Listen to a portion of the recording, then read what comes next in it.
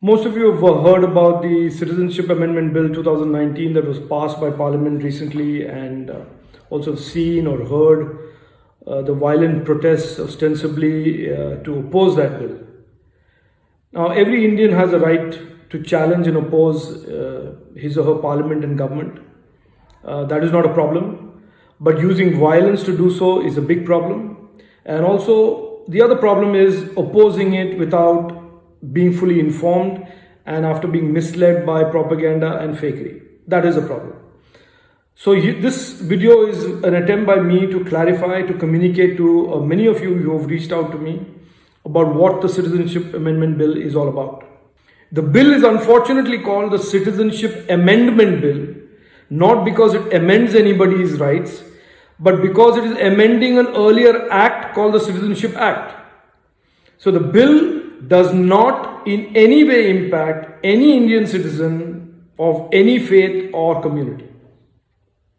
What the bill does, and it's a very simple bill, it does provide a very simple proposition of humanitarian refuge to the religious minorities of 3 Islamic countries, Pakistan, Afghanistan and Bangladesh, who have long suffered violence, ethnic cleansing, life of hell for being minorities in an Islamic country, who have escaped from there and are living as refugees in very serious deprivation, squalor and uncertainty for years and decades. This bill provides a future for them, a ray of hope for them and their future generations. Now, nobody in his right mind would oppose such a humanitarian gesture for people who have suffered so much and who have escaped from a life of almost certain death. These people can't go to any other country in the world. They will not be accepted by China. They will not be accepted by the United States of America. They will not be accepted by Thailand, Singapore, or any other nation.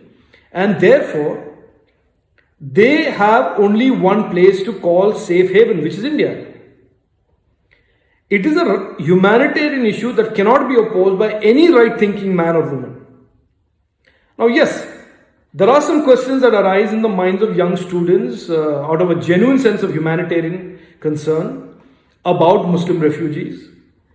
There are some questions raised by my friends in the Northeast about what any refugee, legalizing any refugee, giving them citizenship would do to their local communities, their local culture, their local demographic and political balance. And both these questions are easily answered for those who want to hear the answers.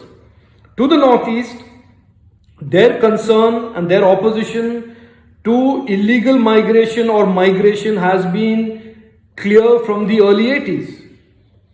And if this bill has any gaps that need to be addressed, the Home Minister and the Prime Minister have made it very clear, emphatically, that there will be nothing that will impact the cultural identity, the political identity of the Northeastern Indian. And if the CAB needs to be amended to give more protection to that, it will be done. Now, back to the issue of the first issue that have been raised by some people in the name of discrimination on why Muslim refugees from Pakistan and other Islamic countries aren't allowed as part of this bill. The answer is very simple, but needs to be understood, needs to be told, and needs to be communicated. This bill is only about providing shelter to those who have escaped religious persecution in the 3 Islamic countries of Pakistan, Bangladesh and Afghanistan. Now, no Muslim can claim religious persecution in an Islamic country. There could be an argument that there are other forms of persecution, but this bill addresses only religious persecution. Now, some young friends of mine have also come to me and asked me about why the Rohingyas are not covered under this bill. Again, the answer is simple. The Rohingyas are not from Afghanistan, Pakistan or Bangladesh. They are refugees that are fleeing from Burma. And the question of Rohingyas has to be primarily the humanitarian responsibility of Muslim majority countries like Pakistan, like Afghanistan, like Bangladesh, like Turkey, and even some of the wealthier Muslim majority nations in the Middle East and Asia, that must be the primary responsibility of the humanitarian relief and safe haven for the Rohingyas. It cannot be India's responsibility, indeed the Indian taxpayers' responsibility, to house, feed and provide safe haven for Rohingyas when Muslim nations don't do so. So let's be clear. The opposition to the CAB in some pockets in Delhi, Mumbai, etc. are that we must allow more immigration, and including those from countries that are Muslim majority. I hope therefore that you understand very clearly that the CAB is a simple bill that basically does not discriminate against any Indian, does not affect the right of any Indian, and it is only to do with providing humanitarian citizenship and refuge to those refugees who have escaped years and decades of religious persecution in these three countries. Now to the other lie, that somehow that there is a deep-rooted conspiracy between the Citizens Amendment Bill and the National Register for Citizens, which is the NRC, to disenfranchise Muslim Indians.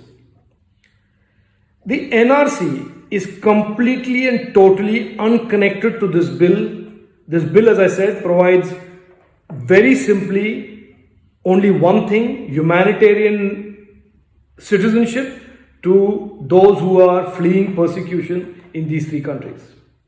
NRC is a way of identifying those illegal immigrants that are living off of our public money and thriving for decades at the behest of some vested political interests. That is it. It is in our national interest to identify illegal immigrants is indisputable.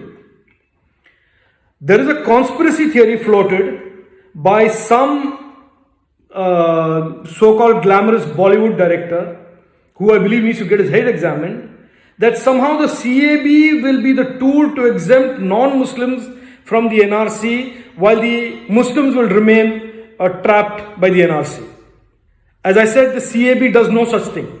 The CAB only gives citizenship status to those religious minorities that come from these three countries of Bangladesh, Afghanistan, Pakistan.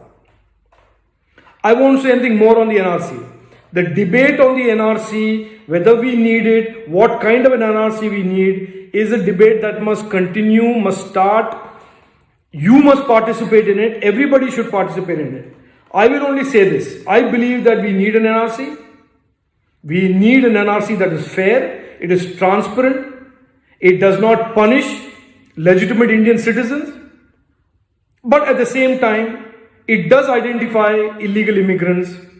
But for today, don't be provoked by lies about the CAB or the false narrative that is being put out there by deliberate vested interests about the victimization of the Muslim community just to provoke and incite them. The Muslims of India, as the Prime Minister of our country has said, and as I believe and as most of us believe, the Muslims of India, just like any other community, Hindus, Sikhs, Christians, Parsis, Buddhists, are proud Indians and believe in India first. The attempts to scare them with lies will not work if we spread the truth to them and to everyone else. Let us work together to defeat the fakery and the propaganda that is seeking to divide us and create chaos amongst us by lying about the Citizenship Amendment Bill. Thank you. Jai Hind.